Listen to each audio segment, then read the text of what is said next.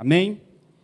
Eu gostaria de refletir juntamente com os irmãos hoje, lá em Atos. As crianças podem ir se movimentando aí lá para as salas. Atos, no capítulo 18.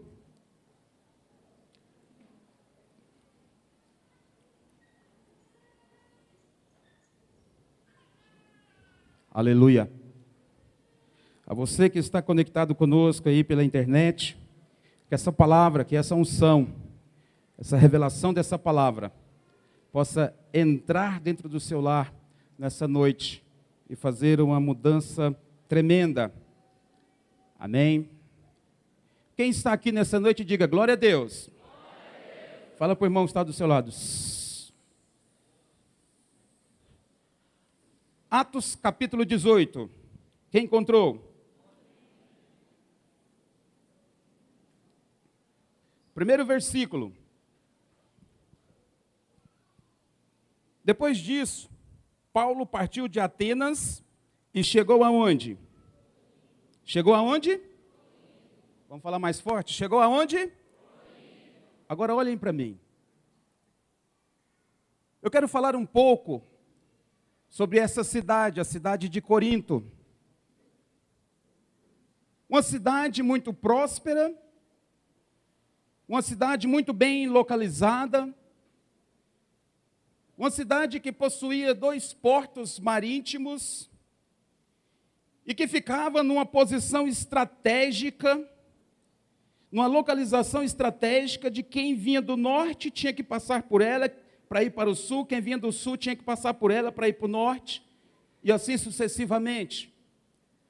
De uma igreja, de uma cidade, melhor dizendo, que ficava numa região onde recebeu muitos imigrantes, muitas pessoas, muitas culturas, migraram ali para Corinto, porque era uma cidade onde tinha um poder aquisitivo muito bom.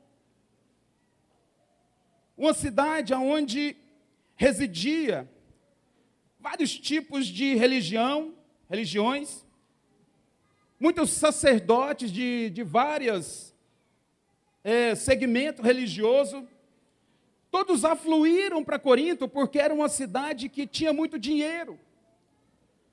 Os historiadores contam que nessa época havia cerca de 800 mil a 1 milhão de pessoas na cidade de Corinto. Era uma cidade de uma proeminência muito grande, não é isso, pastor?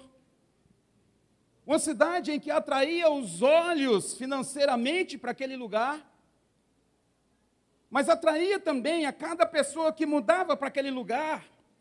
Ele trazia os seus costumes, ele trazia os seus ídolos, ele trazia o seu estilo de vida para aquele lugar. Então,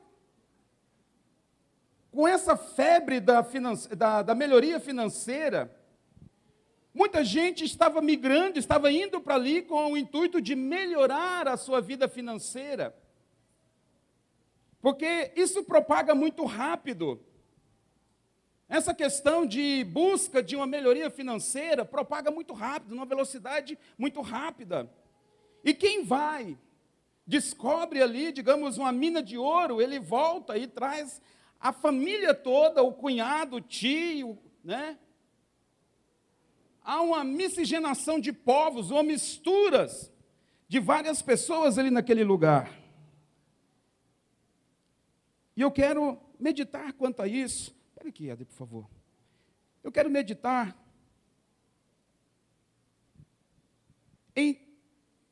nesse fator que predominava ali naquela cidade. Ela tinha uma colina de cerca de 152 metros do nível do mar, que se destacava em toda a sua volta. Todo mundo via aquela colina. E um dos templos mais suntuosos ficava ali naquela colina, que chamava a atenção pelas suas colunas que se mostravam imponentes. E nesse período todo, quanto mais gente tinha, mais gente chegava. Quanto mais pessoas haviam ali, mais pessoas afluíam para ali e eles iam se aglomerando em volta do seu credo religioso. Eles iam se aglomerando com aquilo que era simpatizante de uma religião, simpatizante da outra. Eles iam se aglomerando em volta daquilo que eles acreditavam. E nessa baderna toda, ali eles tinham um termo que dizia se corintianizar, que era levar a vida, imoralmente falando. Era algo que era comum na cidade. Orgias, bestialismo. E acontecia que esse tipo de liberdade de culto que atraía muito a carne, né? Então eles conseguiam muitos adeptos para esse templo ali na colina.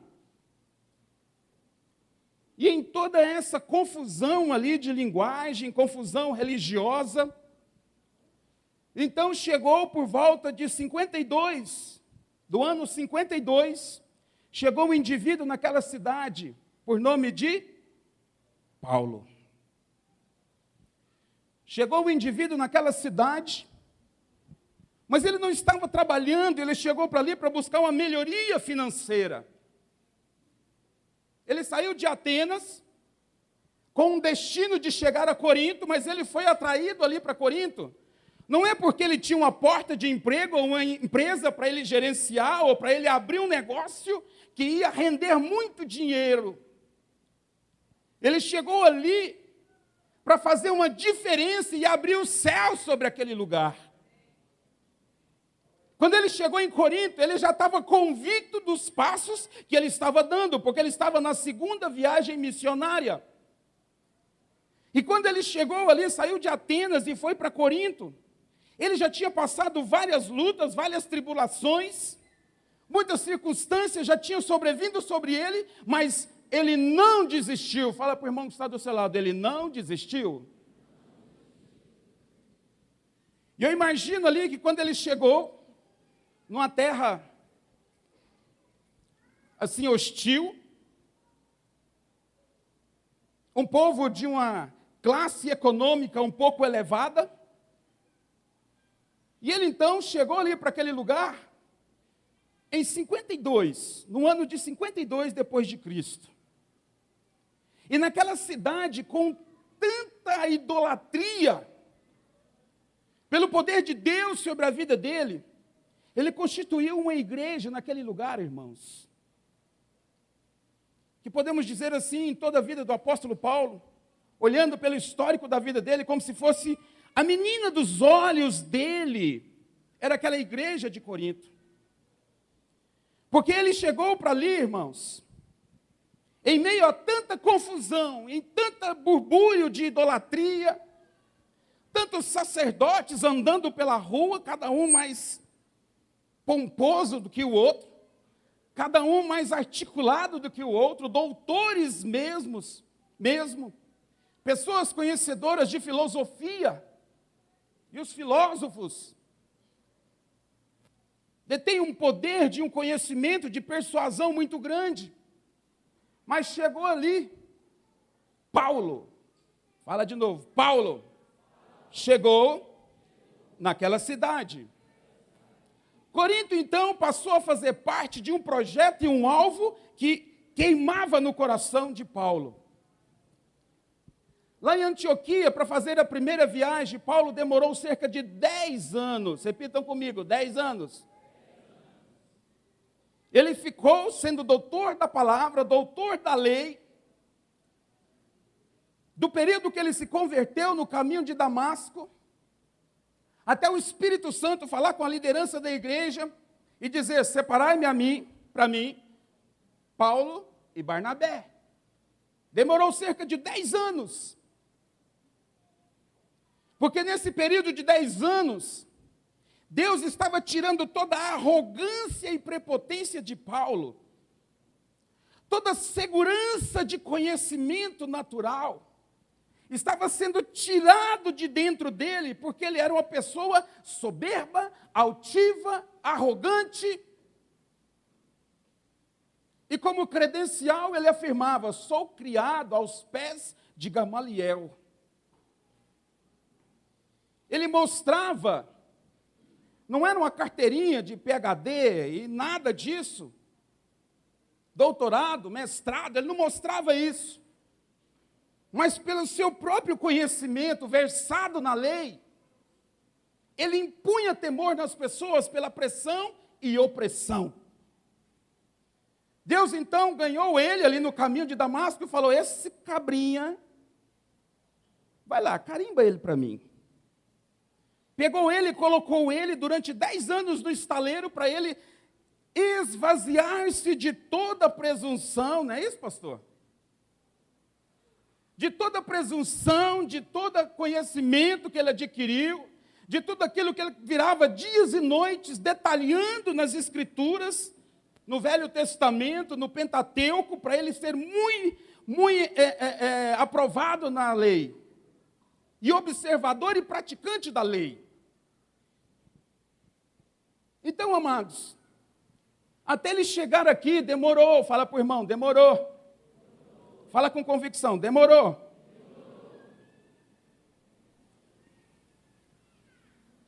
E quando ele chegou ali em Corinto, então, aquele cara arrogante, presunçoso, prepotente, vaidoso, pelo conhecimento, porque beleza ele não tinha.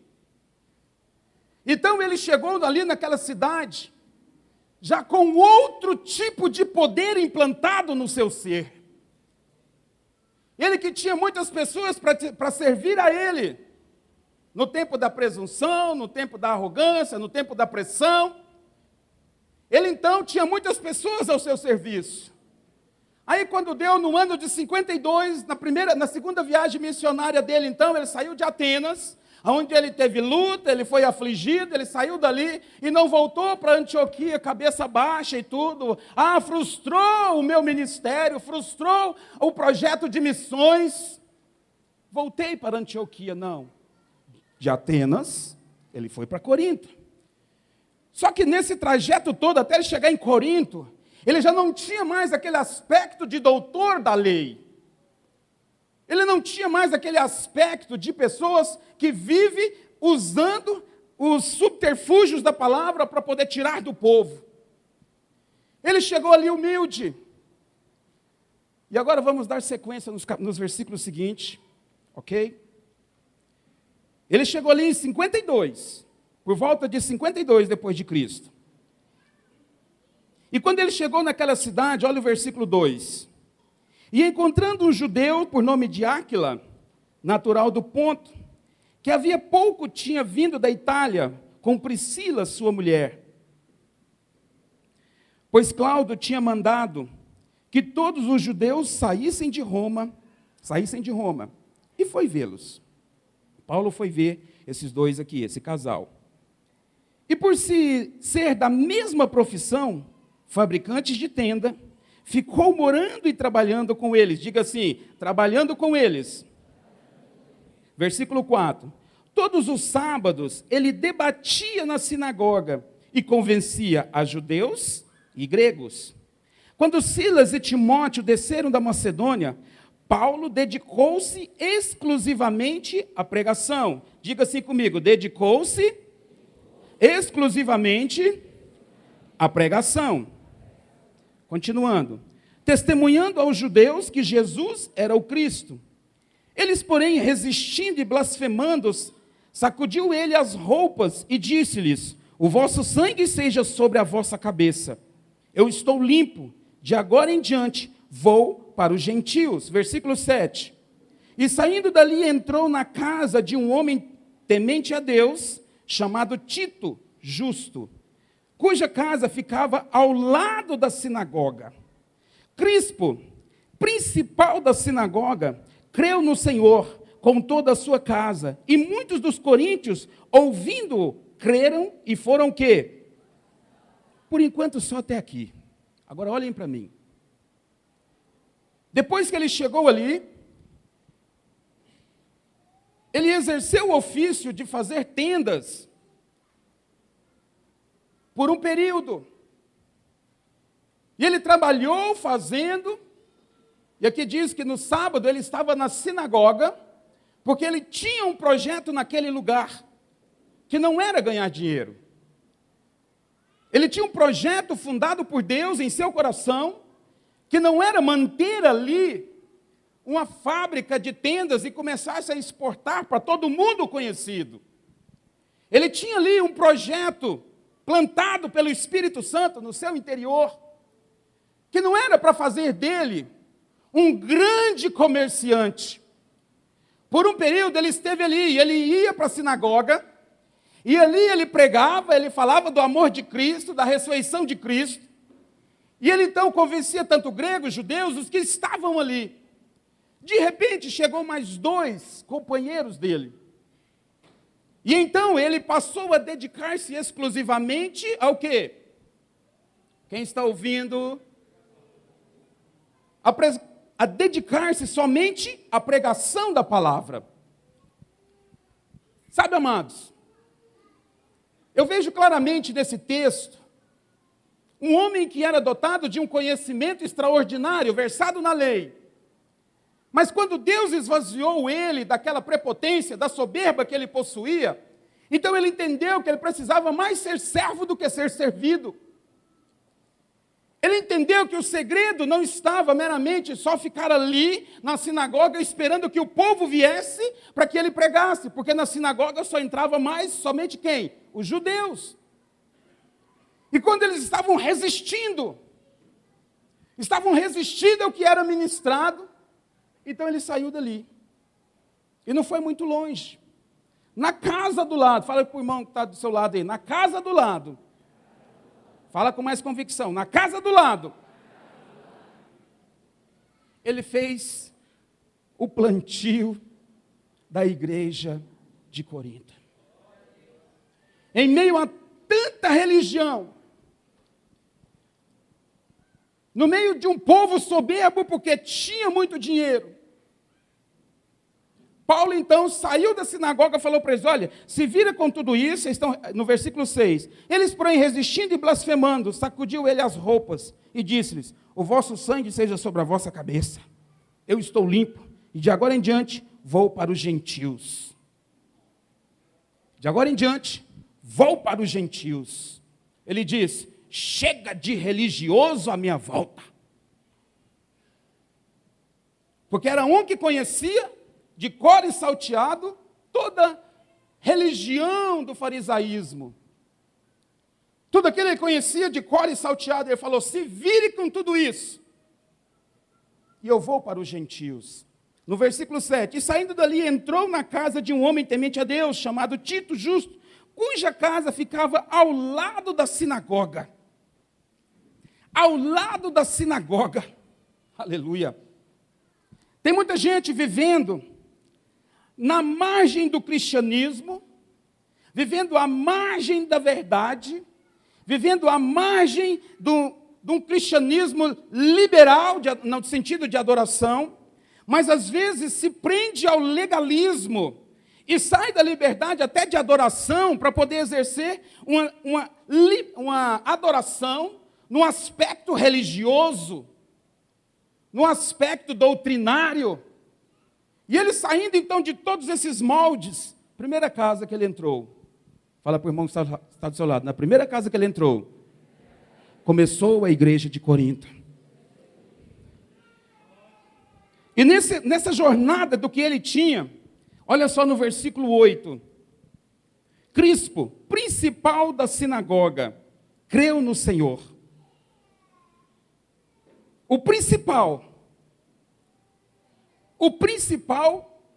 creu no Senhor Jesus.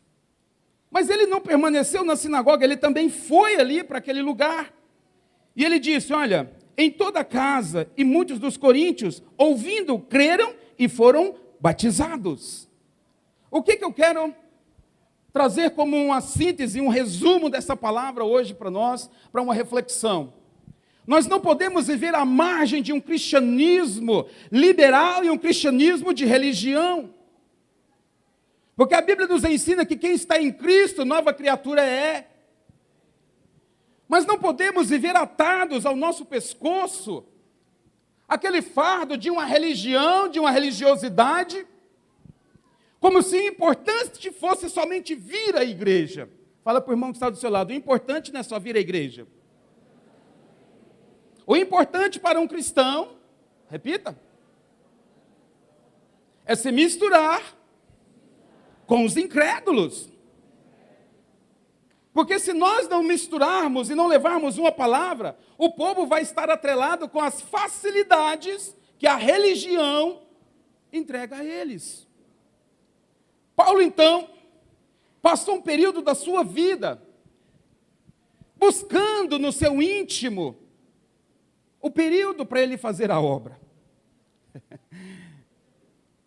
Eu imagino que nesses 10 anos que Paulo ficou ali plantado em Antioquia, se preparando, o Espírito Santo todos os dias moldando o seu interior, o Espírito Santo preparando ele para levar ele ali para várias cidades que precisavam fundamentar o evangelho de libertação. E quando ele chegou ali em Corinto, ele passou 1 ano e meio, fala para o irmão que está do seu lado, 1 ano e meio. Ele ficou ali 1 ano e meio. Agora vamos continuar no versículo 9.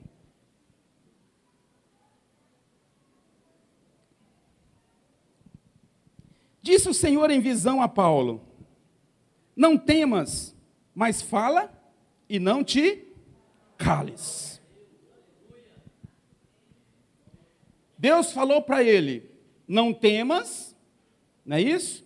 Não temas, mas fala e não te cales. Ele recebeu no seu íntimo, através dessa visão que Deus deu para ele, que não era porque ele saiu da sinagoga, não estava fazendo parte ali da sinagoga, que era para ele se calar, mas que ele devia falar, porque havia um propósito ali naquela cidade. Olha no versículo 10. Não te cales, no versículo 10, pois eu sou contigo, e ninguém te ferirá ou te fará mal, porque tenho muita gente nesta cidade. Tenho muita gente nesta cidade. Esta palavra hoje falou muito forte ao meu espírito. Porque às vezes, quer ver, eu vou fazer uma pergunta aqui para vocês, por favor, me respondam. Quem já tem mais de 10 anos de ministério amigo íntimo, levanta a mão.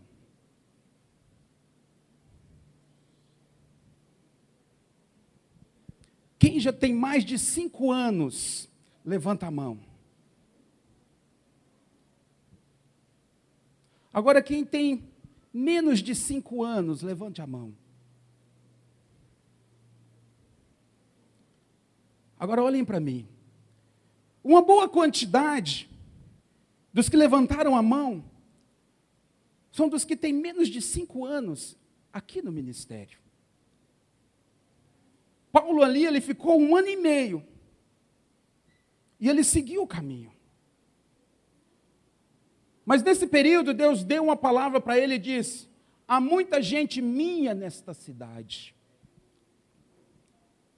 Deus já tinha marcado muitas pessoas ali naquela cidade para ser salvo pela pregação de Paulo. E Deus me falou que há muita gente nessa cidade para ser salvo pela palavra ministrada pelo Ministério Amigo Íntimo. Há muita gente hoje, talvez você não está entendendo o princípio, a raiz dessa palavra, mas eu quero trocar em miúdos. Talvez em 10 anos, Deus está te preparando, em 5, Deus está te preparando, em menos de 5, Deus está te preparando. Mas a palavra cerne para nós hoje é: não te cales, meu irmão. Coisas mais importantes, Paulo não foi para aquela cidade pelas coisas que eram naturais. Talvez você é baiano, é maranhense, é carioca. Quer ver quantos maranhenses tem aqui? Levanta a mão. Ó, na galeria eu já vi 1. 2. Aqui embaixo. Fica com vergonha não, irmão. Dá valor.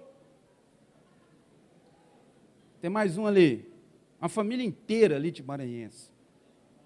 Quantos baianos tem aqui? Paraense. Olha lá, tem um baiano lá em cima. Ó. Paraense, tem alguém do Pará aqui? Aí. Do Mato Grosso. E Goiânia, irmãos?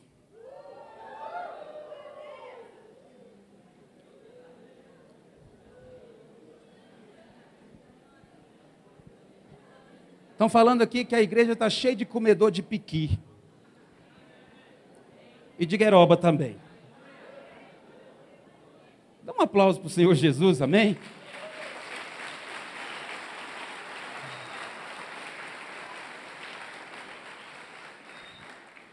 E Deus te colocou nessa cidade porque tem muita gente para ser ganho nesse tempo. Se nós falamos de conquista, mas não conquistamos nada no espiritual, meu irmão, põe fogo no que você tem. Nada tem valor. Nada pode ter mais valor do que uma alma, porque Deus falou que mais vale uma alma do que o mundo inteiro.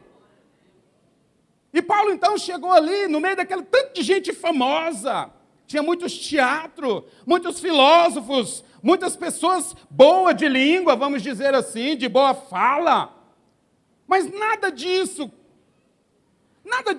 tirou o brilho da pregação de Paulo. Porque os sábios, o chefe da sinagoga, ficou praticamente deslumbrado com a pregação que Paulo tinha naquele lugar. Sabe, amados? No momento certo, você tem que parar de ficar calado. No momento certo, se nós temos um ano de conquista, Deus tem colocado algo muito forte no seu espírito. E eu quero despertar isso nessa noite. Pela palavra do Senhor nessa noite. Fala para o irmão que está do seu lado. Não fica calado não, irmão. Tem muita gente nessa cidade para ser ganha. A Bíblia diz que se nós calarmos, as pedras hão de clamar. E às vezes, quando nós olhamos uma lista de conquista para o ano, tem carro, tem barco, tem jet ski, tem moto, tem um bocado de coisa. Mas não tem um propósito, às vezes, assim, vou jejuar. É 365 dias por ano, não é isso? Eu vou jejuar 360 dias. Para ganhar uma alma. Mas às vezes nós somos muito motivados para ir, como muitas pessoas foram para Corinto, para abrir uma loja. Ah, irmão. O maior produto que tem valor sobre a face da terra é a alma. É a alma. E se nós, como igreja, está escrito aqui, pois eu sou contigo, ninguém te ferirá ou te fará mal. Ah, pastor, não vou falar não, porque no meu colégio é cheio de gente assim de outra religião. Ah, meu irmão, vai continuar se você ficar calado. Ah, no meu emprego eu não posso falar. Continua calado. Continua calado. Não corra atrás de montoar tesouros lá no céu não, para você ver. Se nós temos algo a conquistar neste ano, meu irmão, quero te falar, talvez aqui, o período não tema, mas fala e não te cales. Sabe por que tem às vezes problemas dentro de casa que não se resolve? Porque está calado. Não decreta a soberania de Deus sobre os problemas que estão lá na sua casa. Sabe por que tem famílias com problema financeiro? Porque não decreta a prosperidade e a unção do Jeová Jirê lá dentro dessa circunstância. Até situação de enfermidade. Está gemendo. Está oprimido, está calado, a alma está se debatendo dentro de você, mas você não tem uma iniciativa de dizer, o meu Deus, o Deus grandioso, vai agir a meu favor. Fala para o irmão, não se conforme, meu irmão. Maior é o nosso Deus. Às vezes tem problemas que aos nossos olhos parece que está insolúvel. Não se dissolve. Ah, eu não vou falar porque eu tenho medo da guerra espiritual. Mas se você tem medo da guerra espiritual e não guerreia pela sua própria esposa, como que ela vai converter? Se você tem receio da guerra espiritual e não ora pelo seu próprio esposo, como que ele vai converter? Se os seus filhos não se convertem, mas você não prega, não ora, não unge o bichinho, não lambuza o bichinho de azeite, como é que ele vai converter-se?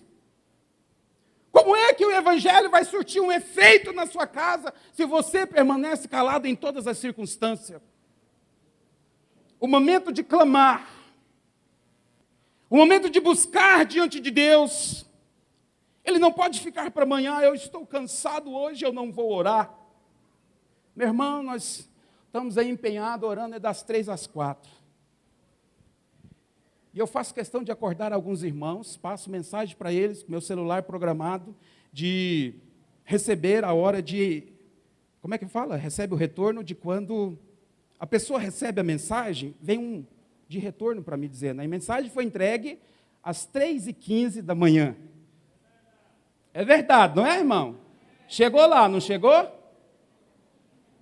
Quem mais recebeu dessa mensagem, diga glória a Deus. Porque se você ficar caladinho, dormindo, até o sol marcar meio-dia, até o leiteiro que passa lá na porta da sua casa já não grita ao leite, ele já grita ao queijo. Porque levanta meio-dia, não pega mais leite, pega queijo. Mas não tem disposição para orar.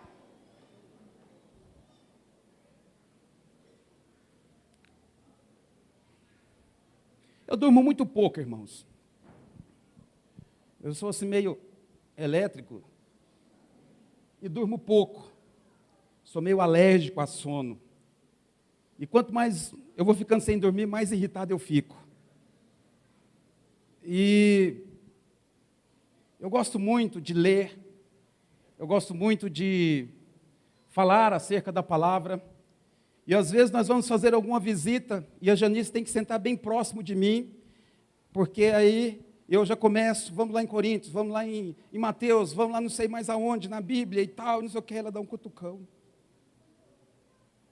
Porque eu gosto de falar. Eu gosto de anunciar o Evangelho. E se nós não nos movermos nesse prazer de anunciar o Evangelho, meu irmão,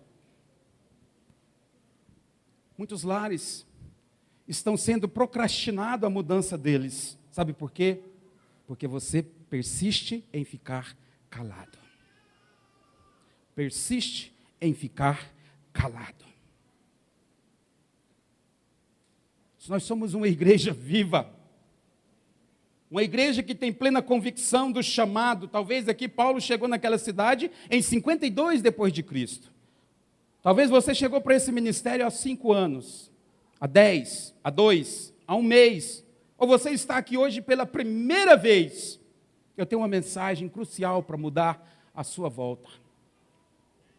Não cesse de falar desta palavra. Não cesse de anunciar esta palavra. Ah, pastor, o senhor está falando assim porque o senhor nunca foi ameaçado de ser mandado embora. Já fui. O senhor está falando dessa forma porque o senhor não tem um vizinho que é espírita. Também já tive.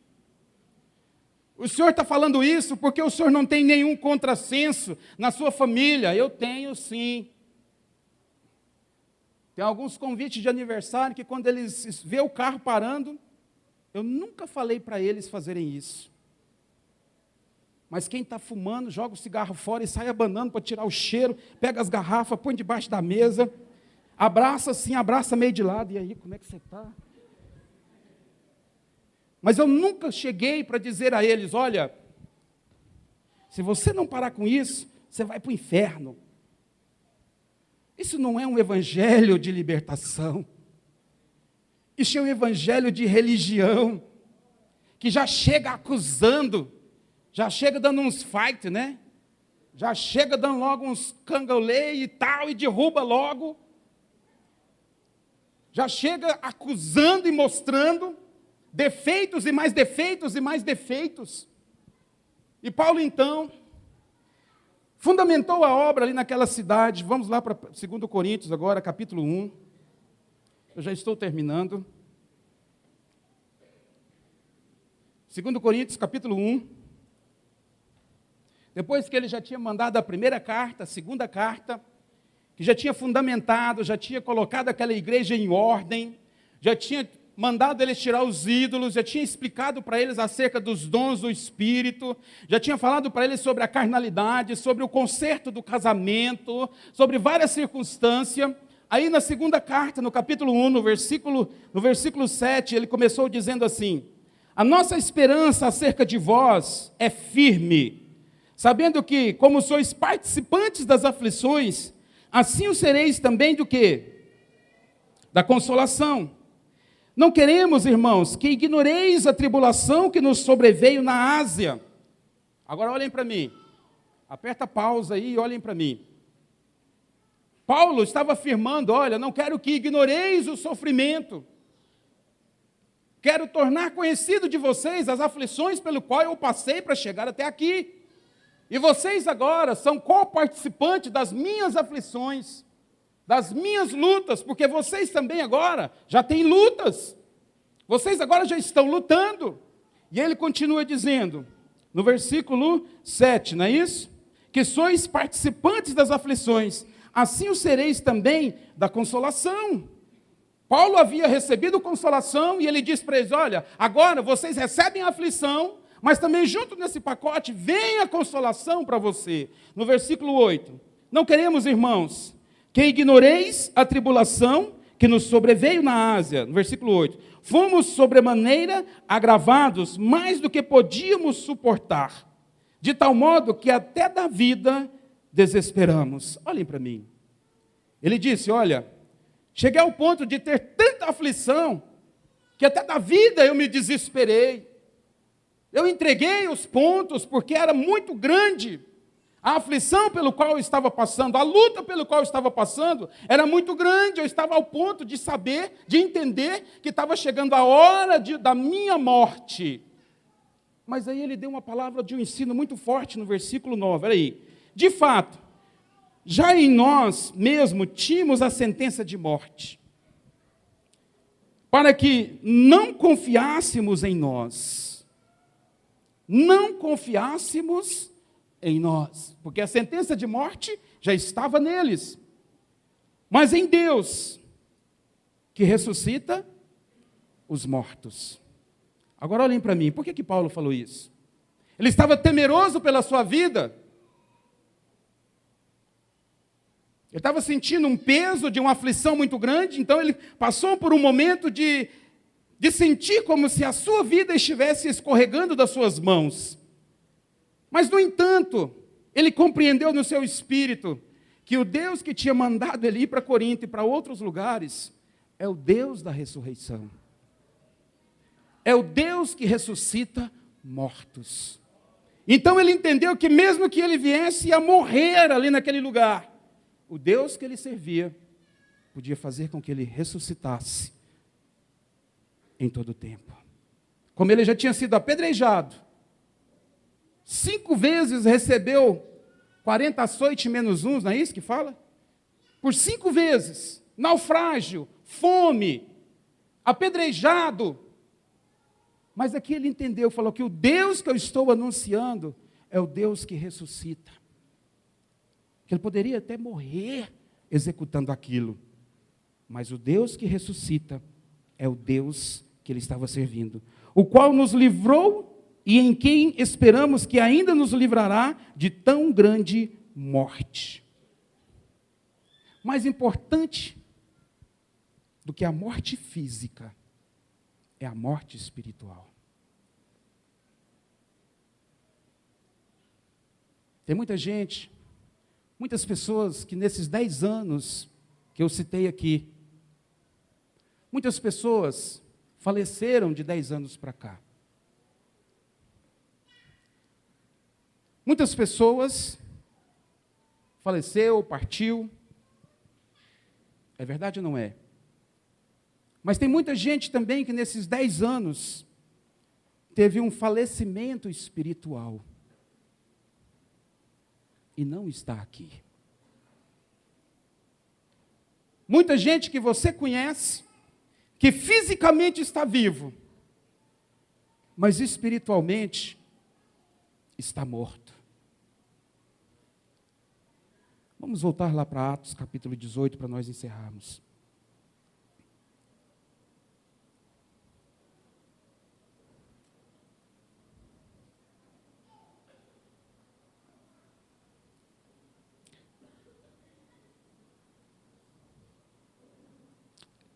Versículo 9. Disse o Senhor em visão a Paulo: não temas, mas fale e não te cales. Não temas, não te cales, mas fale. No versículo 10: pois eu sou contigo, e ninguém te ferirá ou te fará mal, porque tenho muita gente nesta cidade. Já tinha muita gente ali naquela cidade também que conhecia o caminho. E tem muita gente que você conhece e que precisa da salvação vinda de Cristo através de você. Eu quero parar por aqui. Eu gostaria que você fechasse os seus olhos.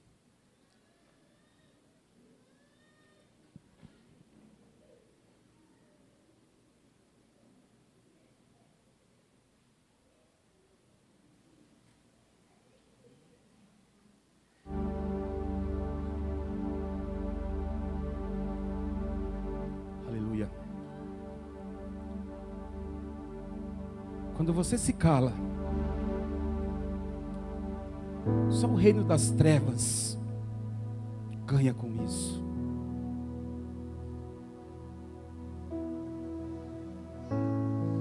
Paulo, quando caminhou de Atenas para Corinto, havia um tesouro ali para ser conquistado por Paulo, que não era uma empresa. Não era um ouro natural. Era um ouro espiritual. Talvez você veio para este lugar, aleluia, até mesmo já cantou, pregou, teve grupos, mas de repente se calou. E permanece calada por 5 anos, 10 anos. Eu quero dizer dessa palavra hoje. Por que é que você está calado?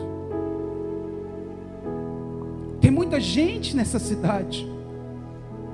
Tem muita gente, às vezes, do lado do seu grupo, que nunca recebeu um convite para ir na reunião do seu grupo.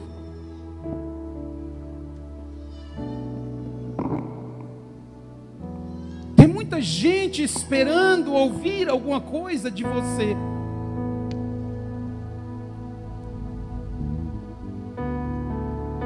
Paulo, um grande homem, um grande exemplo. Não fale nada com ninguém agora. Nós estamos com tempo.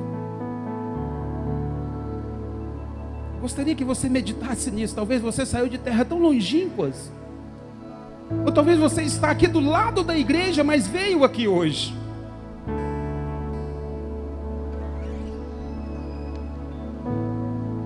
Fale alguma coisa do Espírito.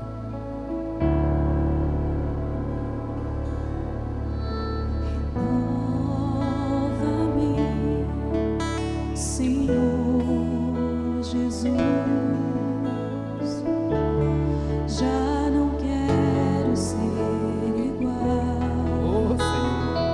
Renova-nos, ó Deus. Renova-me, Senhor Jesus.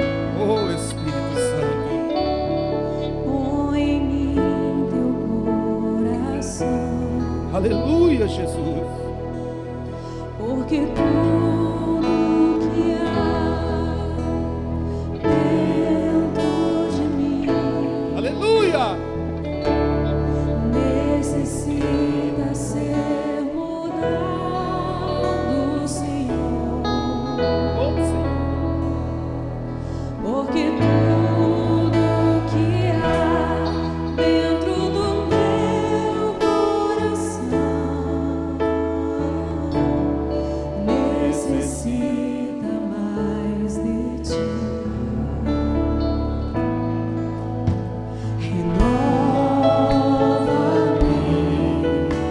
Senhor Jesus, já não quero ser igual.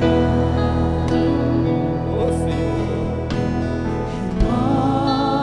Renova-me, Senhor Jesus,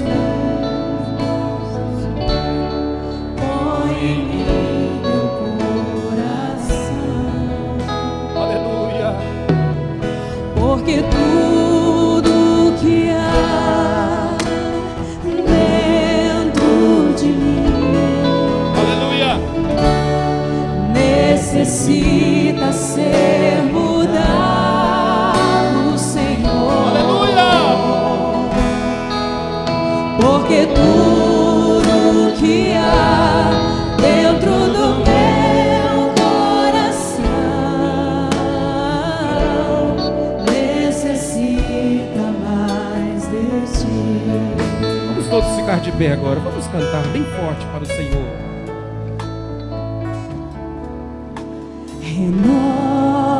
Renova-me, Senhor Jesus. Cante para Ele. Já não quero ser igual. Aleluia, Jesus. Ô Senhor. Renova-me, Senhor Jesus. Põe em mim teu coração. Porque tudo que há dentro de mim Aleluia. necessita ser mudado, Senhor. Porque tudo que há dentro do meu coração necessita mais de ti. Porque Aleluia. tudo que há dentro de mim Tudo que há dentro de você necessita ser mudado. precisa ser renovado nessa noite. Aleluia. Ô Espírito Santo. Porque tudo que há dentro do meu coração Aleluia. necessita mais de Aleluia. Talvez tem mais de 10 anos que você está calado. 5. 1 ano que você está em silêncio. Mas que Deus quer que você saia dessa circunstância nessa noite. Pastor, o meu tempo já passou. Não, o seu tempo é agora.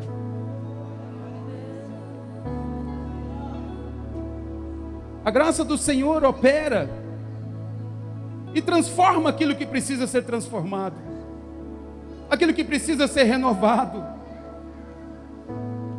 Talvez você veio aqui hoje pela primeira vez e diga, olha, lá no seu íntimo, Senhor, pastor, eu não quero ficar calado. Eu quero te convidar. Talvez você está passando por um processo de mudez espiritual, não tem falado nada. Você precisa nessa noite ser transformado no seu interior, porque o Senhor te diz, não tema, mas fale, e não te cales. Talvez essa é a sua condição. Pastor, eu tenho 8 anos que estou nesse ministério, eu já fiz muito, mas agora eu estou parado. Não te cales. Não te cales. Fala para o irmão que está ao seu lado, não te cales. Eu quero te convidar nessa noite. Talvez você se encontre nessa situação, sabe muito, tem muita unção, muito conhecimento,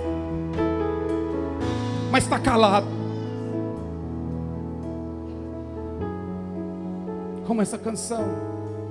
O Senhor quer te renovar nessa noite.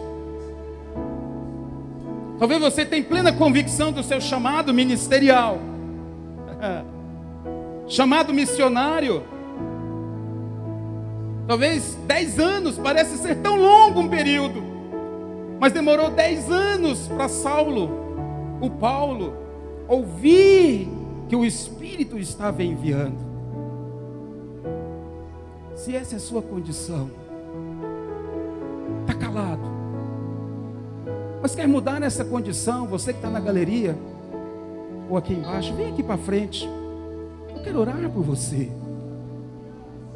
Eu quero orar por você. Talvez tenha um período em que você está calado. Ministerialmente você já foi muito ativo. É um exímio levita, mas não tem cantado nada. Eu quero orar por você. Eu quero orar por você. Talvez você está aqui hoje e ainda não recebeu Jesus como Senhor da sua vida. Pastor, eu tenho um sonho de pregar a palavra. Primeiro passo, aceite a Jesus. Não fique temeroso, pode vir à frente. Talvez porque é líder, eu já fui líder, eu já fiz seminário, eu sou um cara que tem muito conhecimento. O que vão pensar de mim? Vai pensar que você está sendo renovado nessa noite. Vai enxergar que você precisa de Deus. Vai enxergar que você detectou que o seu evangelho, o evangelho na sua vida, não pode ser o evangelho de religião, mas o evangelho de salvação. Nós vamos cantar mais uma vez. Sinta-se livre neste lugar. Amém.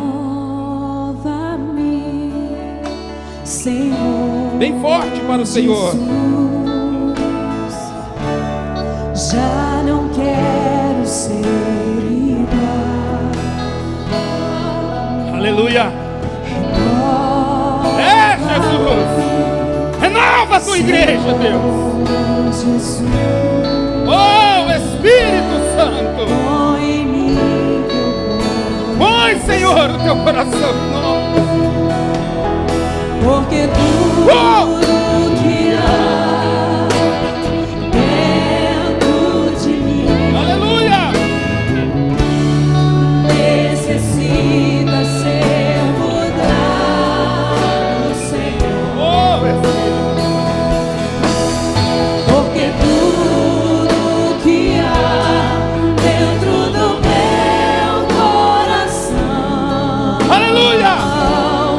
necessita mais de ti.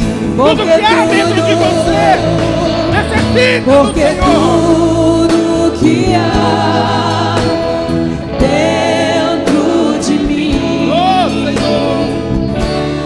necessita ser mudado, Senhor. Oh, Espírito. Porque tudo que há dentro do meu coração Mais forte para o Senhor. necessita mais de ti. Porque tudo que há dentro de mim, Senhor, necessita ser mudado, Senhor. Porque tudo que há dentro do meu coração Aleluia. necessita mais de ti. Ainda de olhos fechados, levante as suas mãos ao alto agora. Aleluia. Diga ao Senhor, mais forte: Senhor, nessa noite eu vim a este lugar e eu creio que o Senhor me trouxe para mudar o meu coração. E nessa noite eu te peço, Senhor, renova, Jesus. Não me deixe, Senhor, permanecer calado, mas que eu seja enchido pelo Teu Espírito para propagar as boas novas de salvação. Aleluia. Dê um aplauso bem forte ao Senhor. Aleluia. Aleluia. Aleluia. Tem alguém nessa noite que quer confessar a Jesus como Senhor? Talvez está afastado dos caminhos do Senhor, mas quer declarar que Senhor, que Deus é Senhor da sua vida. Quer declarar que o Senhor comanda a sua vida. Nós queremos orar por você. Nós queremos orar por você. Você pode, basta dar um sinal aí de onde você está. Amém? Aleluia. Aleluia. Há um propósito de Deus por você estar aqui nessa noite. Esse jovem veio à frente para reconciliar com o Senhor. Ele entendeu que não é tempo mais dele ficar calado. É o que todos nós precisamos entender nessa noite. Talvez é a primeira vez que você está vindo aqui nessa igreja, mas que essa palavra se aplique também ao seu coração. Não é tempo da igreja se calar, mas é tempo da igreja conquistar. Amém? Vamos orar. Pai, em nome de Jesus, estenda a sua mão, vamos orar. Pai, em nome de Jesus, Deus, a tua palavra é fiel e é verdadeira. Deus, e eu creio na ação sobrenatural do Senhor sobre a vida deste jovem. Meu Deus, nós cremos, ó Deus, que a tua palavra, Pai amado, meu Deus, é quem limpa, é quem transforma. E nesta hora, meu Deus, eu quero declarar, meu Deus, a bênção do Deus Todo-Poderoso sobre a vida dele, em nome do Senhor Jesus Cristo, em nome de Jesus. Amém. Aleluia. Demos um aplauso ao Senhor. Amém. Aleluia.